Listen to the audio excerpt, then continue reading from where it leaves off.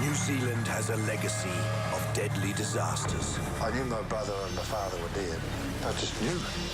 Disasters that have shaped our country. A catastrophic earthquake hit Hawke's Bay. A deadly influenza virus swept throughout the world. The SS Wairarapa slammed straight into the northern tip of Great Barrier Island. 6 celebrated New Zealanders retrace some of this country's darkest days, bringing history alive through the eyes of descendants. I could hear people screaming and crying and yelling. The stench was so bad. You could smell death. It was my Uncle Kevin. He said there's been an explosion in the mine.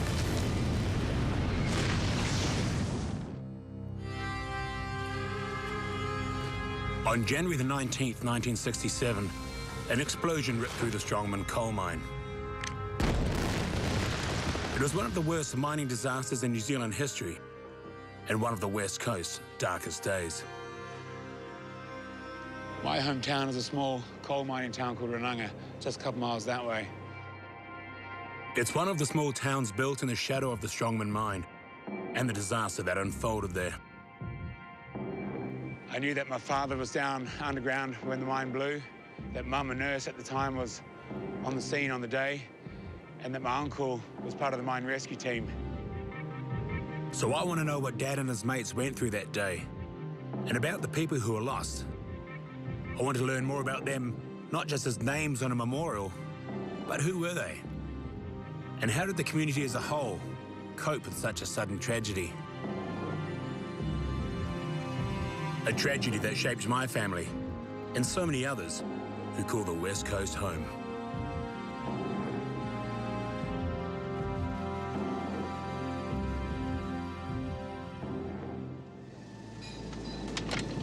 As the day shift arrived at Strongman Mine in the morning of January the 19th, they were just 4 days back from their Christmas holiday. Among them was my dad, Herb. Just 24, he was following in the footsteps of my grandfather and my great-grandfather before him. Like Dad, 18-year-old Turkey Murcott was also from a coal mining family. Strongman was like a home to these men, a place where they could make good money, working shoulder to shoulder with their mates. My uncle, Terry Crowley, was rostered on the afternoon shift, and he'll be working in an area of the mine known as Greens. That morning, 19 men were working in this section. By 10 a.m., all 240 men in the mine were several hours into their day. It was, it seemed, a morning like any other. But 4 minutes later, a huge explosion rang out.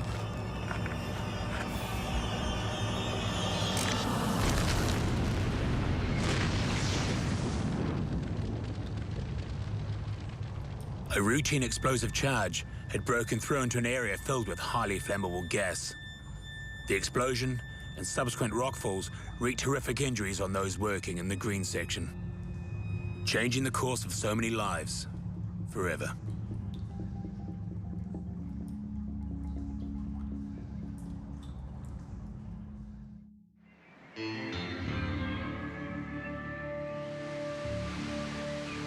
I've heard so much about Strongman over the years.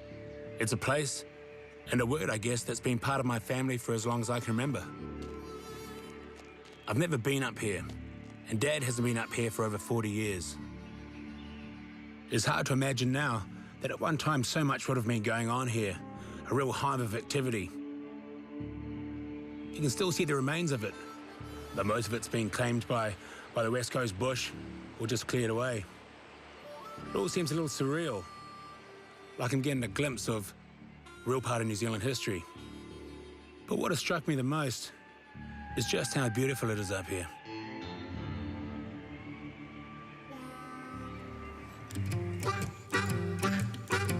In its heyday, Strongman was the largest mine in the country, a huge underground network of tunnels that I'm told was about the same size as Greymouth itself.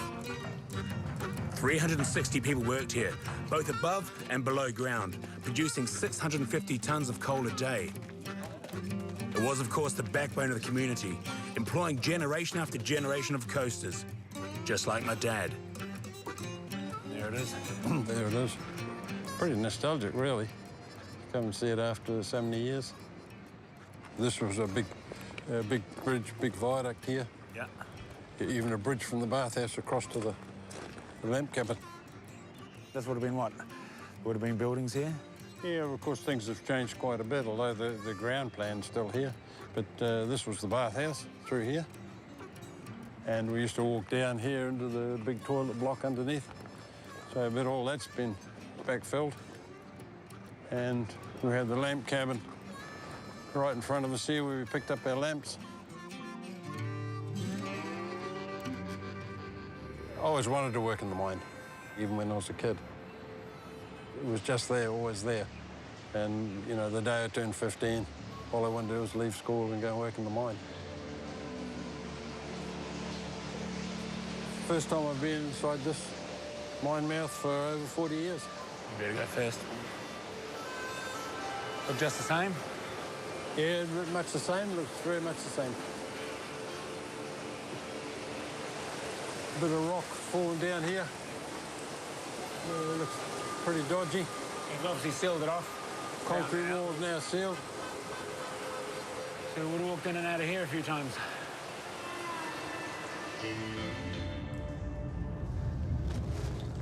There is, of course, one day he walked through here that he remembers better than others. On the day of the disaster, Dad was just 500 meters from the section that blew. He thought the explosion was a normal charge or shot that miners used to blast the coal free from the face. I've got a fairly vivid memory of the actual blast and subsequent events. We just stopped for morning tea, or snack time as we used to call it, and we heard what sounded like an adjacent shot being fired. And I remember remarking to my mate Gordon Kane at the time, gee, that's unusual, someone to be firing shots during the snack time. You didn't think it was an explosion, you just thought it was standard? No, I didn't think it was an explosion at all. But when the empty coal wagon stopped arriving, he knew something was wrong. He went to investigate, and he came across a supervisor who was equally worried. It must have been a terrifying experience, dealing with all the confusion and the uncertainty of what had happened. Gordon, he immediately left the mine, and Darky Thomas asked me if I'd stay and go down into Greens with him. The timbers were all down, the empty wagons all blown off the track. So at this point, you must have realised that people had probably been killed, yeah? Yeah. You'd realise that? It'd be pretty obvious to anybody that it was going to be a pretty bad situation. We cleared our way in as far as we could go in the fresh air, and that happened to be where the first three bodies were. From the plans, you can see Strongman was a labyrinth of tunnels divided into various sections, spread over 3 different levels. After the blast, I can only imagine what it must have been like for men like my dad. Although the section that blew was relatively small, the devastation from the explosion was huge. And my dad knew all 19 men who had been working there. The day before, I was sat in the bus with Ginty Newcomb going home. And of course, he used to travel on to town, and I got off in Ranunga, of course, but I got very good memories of him telling me about what he did over the Christmas holidays. They went to Nelson. Hector McKenzie, he was a schoolmate, well-known, well-liked guy, young guy around the town. Everyone was affected. It's the kind of thing you know, they'll never forget it. It's kind of part of our life now, I guess. 10 o'clock in the morning, everything changed. Nothing was ever the same, really.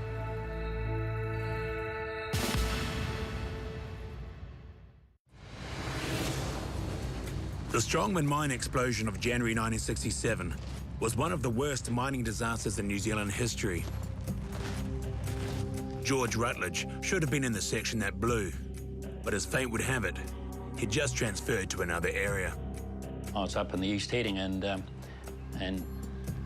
the phone went, the internal phone went, and I think it was Jackie Pinn, I think. Someone said, he yells at something like, every bugger's got to get out, green section is blown. I remember running out there with Ainsley Simons and I, just as fast as you can get out there, taking care. And old Gordon Dixon saying, no good running, boys, you might run into it. I remember him saying that. And Ainsley said, well, we'll be taking our bloody chances, so we just kept going. It wasn't until we got out a lot further down into the mine and close to the junction for Greens was when we first realised that there was a lot of dust and smoke and stuff, because it wasn't up our way. It was pretty clear, reasonably clear when we were going out. Way in the distance, you can see a tiny little wee white window that gets bigger and bigger and bigger as you get closer to getting out of the mine, and things were pretty bleak, and that wasn't clearly visible to us until we got a lot further out than what we'd normally have to. It wasn't until getting to that junction I realised that, you know, there'd obviously been something really, really bad happened.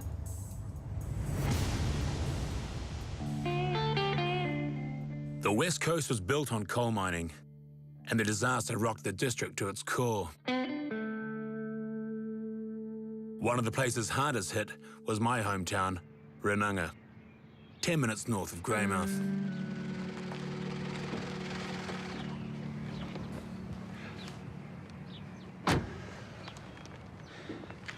And like so many coasters, generation after generation of my family lived and died here.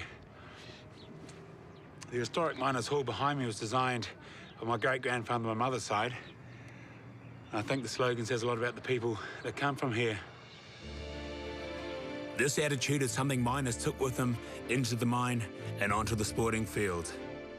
Peter Mountford, one of the miners in Green section that morning, was a Kiwi League international. His competitive nature and physical fitness rubbed off on the men he worked with.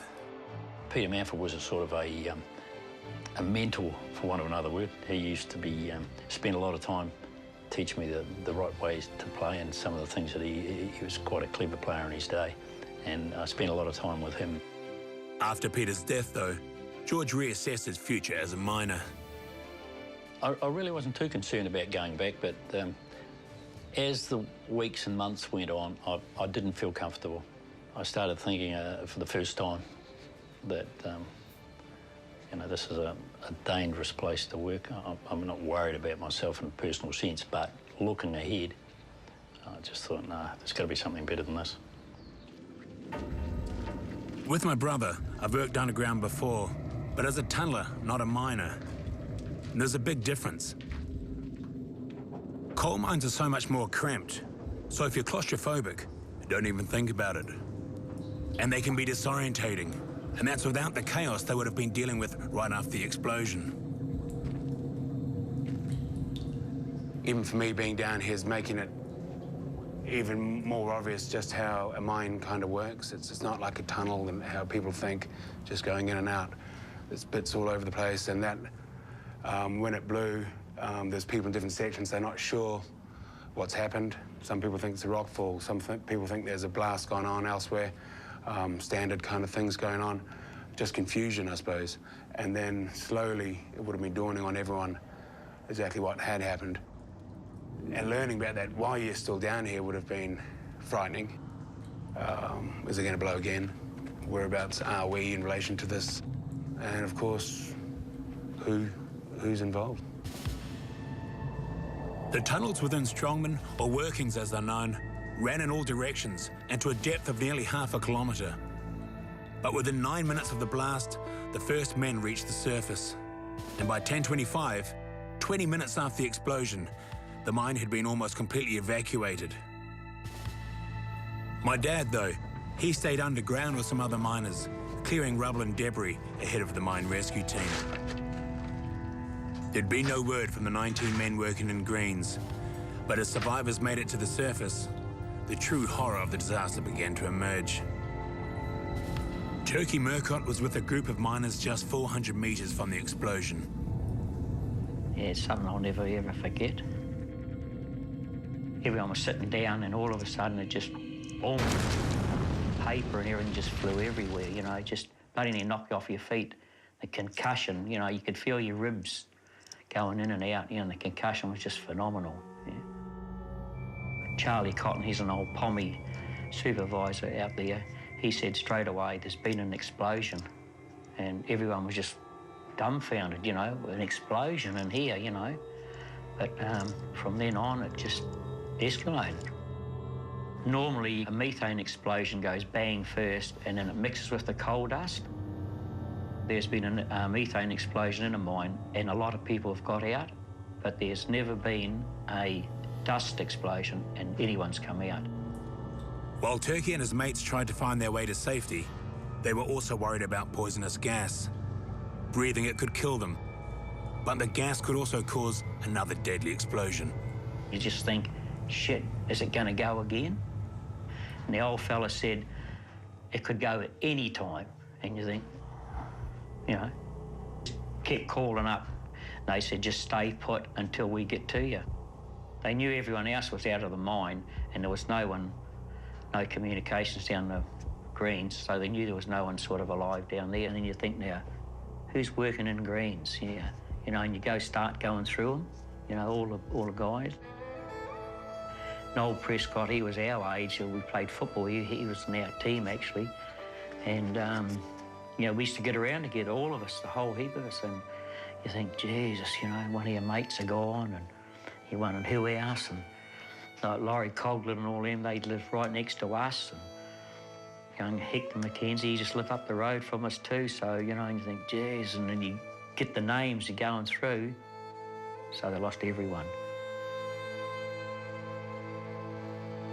The enormity of the disaster was sinking in, and the news was about to devastate Rananga and the other mining towns nearby.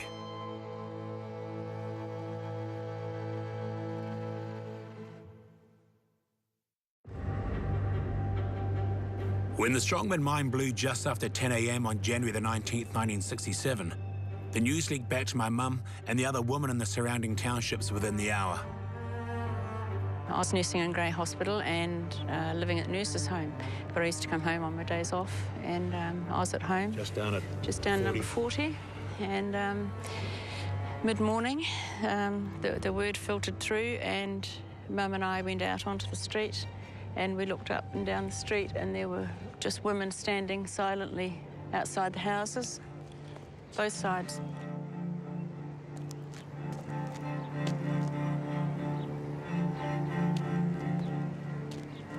It was as if staying inside the house, you were going to miss something, or you had to be out in case there was information came through.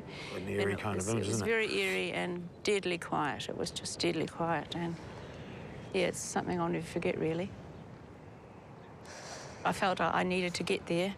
I didn't really know what I could do, but I just felt that I was so close to the whole thing that I should try and get there. So I managed to find my way out there with the ambulance, St John's ambulance, which was actually parked just across the road. Felt quite sick. I had no idea how bad it was going to be, or how many were going to be killed. It was yeah, terrible, terrible. In that old footage there, you can see you sitting there off to the side. What was the feeling? What was the confusion? What was going on up there? The other ambulance came out from Greymouth with the doctor and a couple of nurses, and we all just stood there waiting. It was as if, really, it was all in slow motion, and it was all very quiet. There was no chaos or a lot of noise or anything. It was just people waiting to see how it was going to unfold. Dad was still down, of course, when you got there, was he? Yes, he was, and somehow I managed to get information from someone that he was okay. But up until then, I had no idea whether he was all right or not.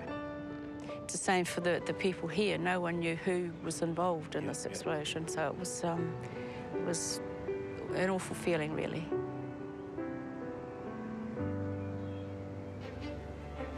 Back in Greymouth, the hospital was put on standby for a major emergency. Mum's brother Terry was also called up to the mine as part of a team of around 35 specialist rescuers, drawn from both Strongman and other mines in the area. By 10:50 a.m., less than an hour after the blast, my Uncle Terry and 4 others headed into the mine. You're scared for yourself, you're scared for your mates. There's nothing you can do for those that were caught up in the explosion. Your training kicks in, and I guess there's a little bit of woman of prayer. You just hope she's not going to go up while you're there. With pretty basic breathing equipment, Terry and the other rescuers worked in temperatures of over 50 degrees and 100% humidity. The gear allowed them 2 hours before they had to return to a fresh air station, but it didn't guarantee their safety. The scary thing with this system here was that, like a snorkel, it would go into your mouth, but this was still open, and the only defence you had was the damn nose clip. And that's not a lot when you're in the carbon monoxide. Yeah. If you get anything like a level about 0.01%, it's fatal. Bang, that's it. After an explosion like in Greens, there were very high levels, so to get a mouthful of that, you wouldn't last. So you had this kit on the whole time. There's no chance of taking off to. The first priority was to get the ventilation restored again in the mine, so that the survivors could all get out safely. The focus then turned to Green Section and the grisly job of body recovery. The mine's rescue teams went in and brought the bodies back to the fresh air station one by one. From there, other miners, including Turkey Murcott, brought them back up to the surface. It must have been a very grim and frightening job. Some of the people in the rescue team found the sites that they encountered hard and made them physically fairly sick. And of course, you're in that environment with this. It's not good. In fact, I can recall one guy had to be assisted out. I mean, he walked out, but I was just dead scared that we were going to have some problems before we get to the fresh air station.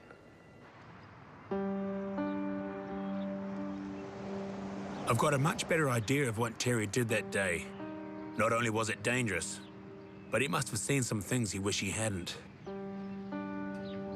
But back on the surface, there were plenty of others who were tested as well, including Police Sergeant Jimmy Wright.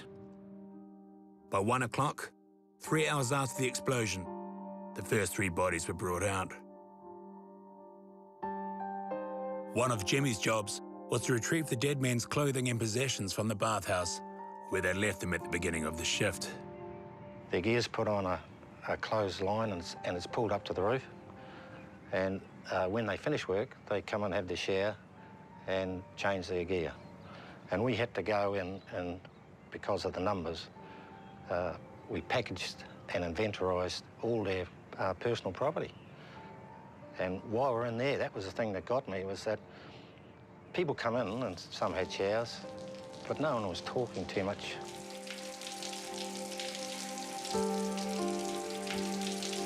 They just went about showering and then going out to the bus and going away. It was strange.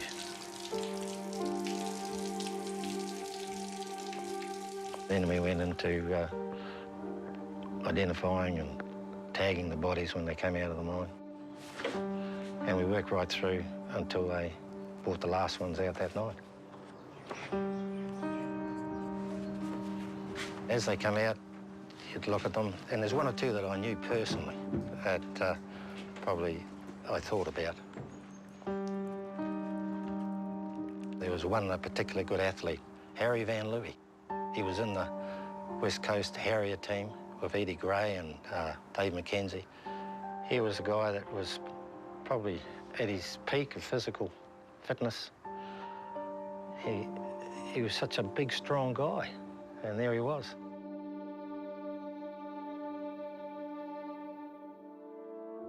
As calls from all over New Zealand flooded the Greymouth Police switchboard, Jimmy's colleague, Les Horsell, was assigned to help him. He was also friends with one of the dead miners. Archie Moore, he and I had played rugby back some, gosh, I first met Archie about 1953 or 54. We used to play rugby against West Coast, and Archie was one of our opponents for years here.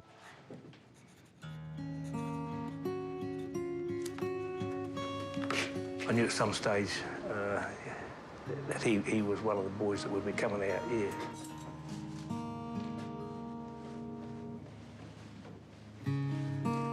his dad was sitting where Archie's clothes were. Now, he sat for as long as I think I was there, but he wanted Archie's clothing, and Jimmy okayed me to bring them down and inventorise them and give them to his dad. At least it was some sort of consolation.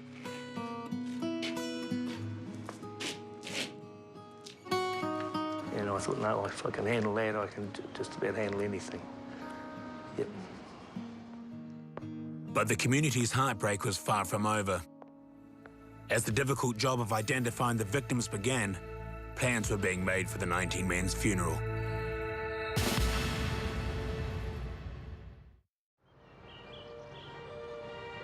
There's a sort of stoicism about a lot of the people I've met from the Strongman mine disaster. But scratch the surface, and it's still very raw. I guess it's not just losing your mates, it's the sudden and hideous way they died. Some of the Strongman miners saw things they never wanted or expected to see. But as they do on the coast, I think they just got on with it. The mines rescue just rolled everyone up in Bradders and took them outside. And the compressor shed out there, they had all the bodies laid out on the tables as they were bringing them out, you know. And we had to go and identify them.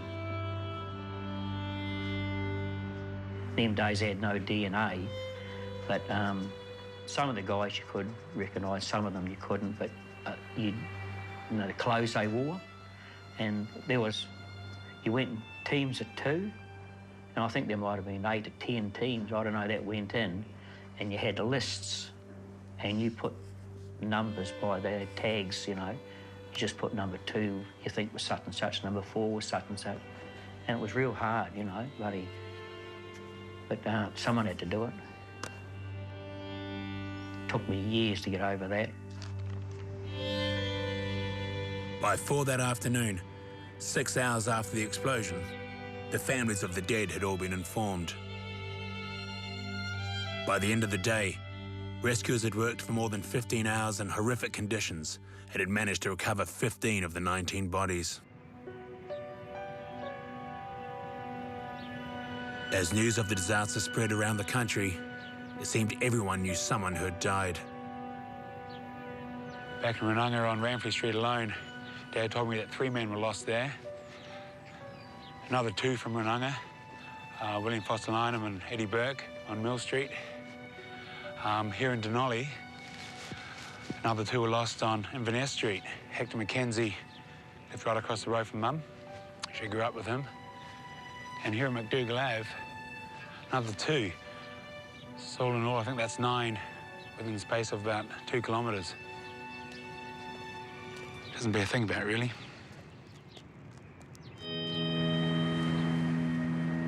The rest of the men came from Greymouth and Cobden, including 31-year-old Hugh O'Donnell. Tony O'Donnell was just a few weeks off his 7th birthday when his dad was killed. He was a bit of a hard shot, actually, Lee. He was a hard-working man, as most men are on the coast. Bit of a bookie, I think. He liked a beer or 2. Back in those days, in the 60s, they still had the 6 o'clock swirl. A few weeks before my dad passed away, we did a family holiday. And this is 2 of you down Haas on holiday? Yeah. Happy times, eh? Absolutely, yeah. Always remember it in the pup tent because woke up in the middle of the night and my face was just covered in sandflies. Black as. Tony's now a pilot and he's always loved planes. On the day of the disaster, his mother had taken him to visit the airport. On the morning of January the 19th, I was out at Christchurch Airport. Now boarding at Gate 1. Passengers, please make your way to Gate 1. That's a new one, isn't it? Mrs. O'Donnell, please report. Over the loudspeaker, we had, would Mrs. O'Donnell please report to reception? Phone call for Mrs. O'Donnell at reception. And we'd never heard our name ever called over a loudspeaker before, and so she went down to reception. It was my Uncle Kevin. He said, there's been an explosion in the mine. I'm coming to pick you up. You stay there. No more details other than that? No, we didn't know anything at all. We jumped in his car. We went through Reefton and he just hand on the horn, kept the speed up. And we arrived, and as we drove up the drive, from round the back of the house, the Catholic priest walked out, and that's when my mother knew that my dad had passed away in the mine.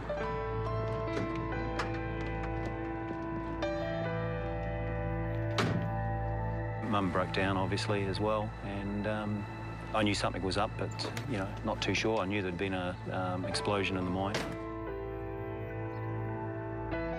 I think they got Dad's body out later on that night. I suppose there wouldn't be a day that goes by they wouldn't actually think of him at some point, or? Oh, he's sort of always in the back of my mind. It's good to reflect every so often of who you are and where you've come from. Your dad was working in the mine and he got out, and my dad was working, but unfortunately he didn't get out. Tony was one of 32 children who lost their dads that January morning. 12 of the men were married. 3 of their wives were expecting babies. One of those who died was Russell Cust. He was just 20, the youngest of Mary Cust's 9 children by 10 years.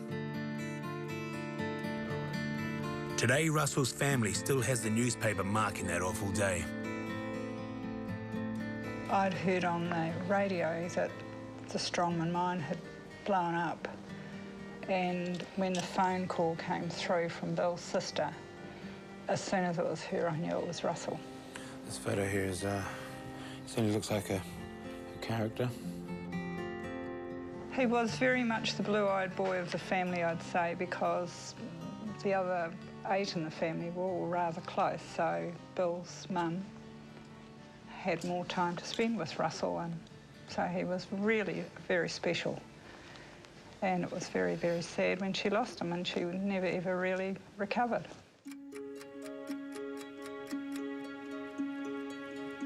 She was a very sprightly, neat little lady, and she was always busy, and she went from that sort of a person to just a little old lady sitting in front of the fire without very much interest in life, and she died in the beginning of July. 3 days after the explosion, Bill and Barbara were among the estimated 5,000 mourners at the funeral in Greymouth.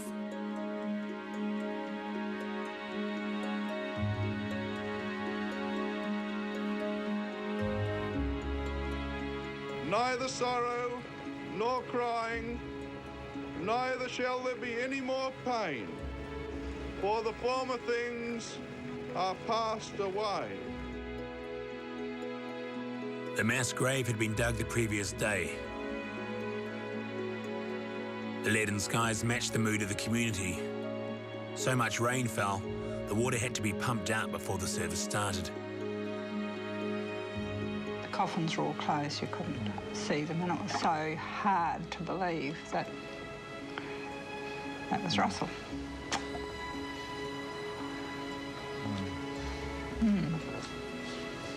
They had their reasons, which I know, but, you know, most people you can see, you know, but you couldn't say hooray the way you wanted it. That was the hardest part I found. Seeing them all there, and then all the rain, the water was in there, and I thought, what a way to go, you know, after being killed and all that mess there. It's difficult to imagine how hard that day must have been. I think the coal mining community needed a chance to say goodbye to their men, but for their families, it must have been a very difficult and very public way to grieve. They all worked together, played together, and in the end, died together, so I guess it was appropriate they were buried together. But when you think about the individual families, it wasn't a community thing, it was something very personal. To have to grieve so publicly must have made it so much harder. I was talking to someone just a couple of days ago, and they said on the day, as a child, they literally had to fight their way through the mass of people, the crowd, just to get to the graveside to see his father get lowered into the ground, and he was scared he was going to miss that moment. The youngest of the victims was 18, the oldest, 64. And for many of the people tied to the tragedy, the mass burial was far from the end of the ordeal. The community was always very small and very tight, and that explosion blew one hell of a hole right through it. And 4 of the bodies were still in the mine.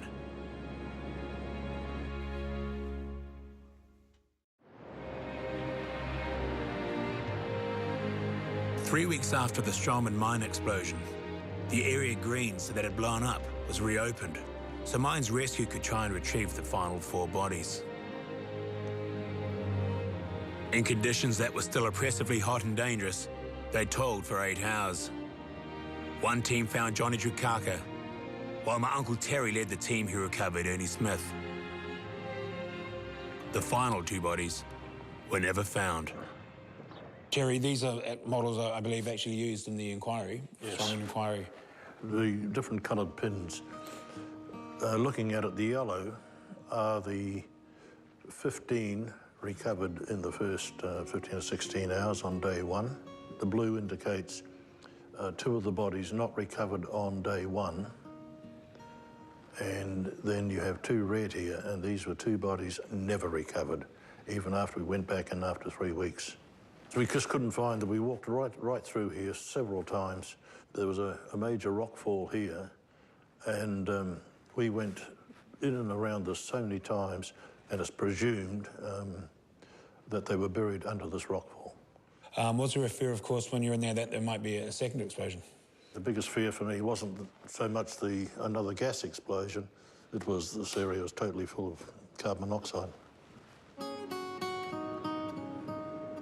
After the explosion, when the decision was made to finally call an end to the operation, we all gathered here, I don't know, 11 o'clock, 12 o'clock at night. The place was full of rescue teams, miners, police.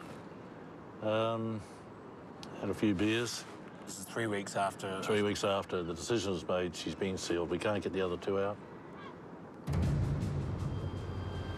We had a few beers, and the police sergeant came to me and asked me if I'd do him a favour by giving the beer up and going to the local morgue and help to identify one of the bodies that was recovered. Identification was very, very difficult, but for one little factor. His name was Johnny Trukaka, and he had a habit when he got a new pair of boots. He didn't wear socks, but he would cut the boots down with a sharp razor blade, 1/4 inch deep, and move 1/4 inch around until he turned the top of the ankle into a sort of little buckskin. But the thing was, it never dug into his ankle. Despite, as I might try in the morgue, that was the only detail that I could identify and say that that was John. A real nice guy. A guy you like to call your friend.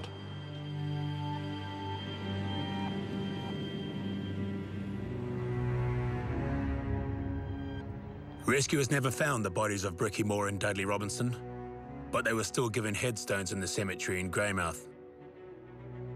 While the mine itself continued working, the area where they lay entombed was sealed off permanently, making the grieving process even more difficult for Brick and Dudley's families. That was probably when he was about 21. It's a very nice photo of Dudley. Dad always lived in the early part of the disaster that Dudley was going to come home. 3 o'clock, he'd watch the clock. The kettle would go on, the teapot was warmed, the teacups were out. He was waiting for Dudley to call in and see him. He took it very, very hard when they came and Dad had to identify a watch that he'd given Dudley for his 21st, because they didn't wear their watches in the mine. And I think there was a pair of boots also that Dad had to identify that belonged to Dudley. He was very, very upset with that. Times were very, very hard for us all. And unfortunately, Anne, she was pregnant and she lost the baby. So it was one tragedy on top of another. We came to terms with the fact that he was there with Bricky, he was with his mate, and that no other men lost their lives going in to try and retrieve them. It was a great consolation to know that they were together, that Dudley wasn't on his own.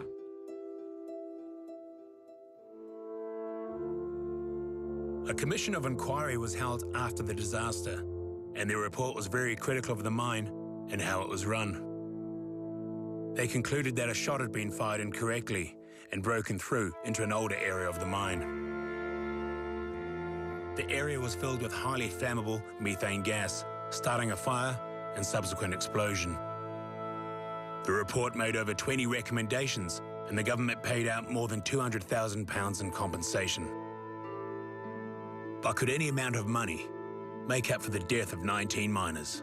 Miners like Hugh O'Donnell.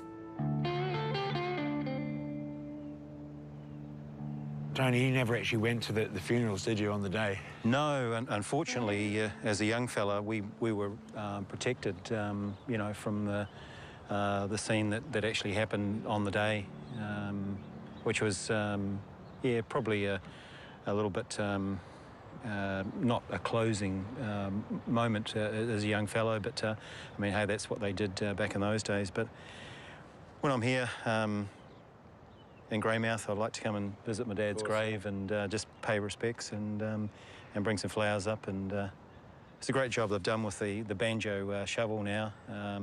Just another poignant reminder of how the guys worked and lived their life. Yeah. I might leave you to it for a minute. Yeah, thanks for that, Lee. Yeah.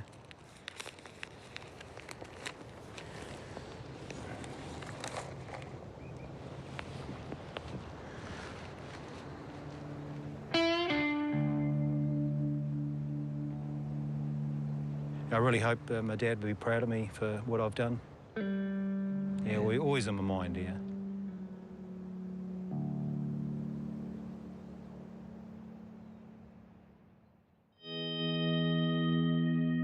As a result of the disaster, mine officials tried to enforce safer practices, but productivity dropped dramatically.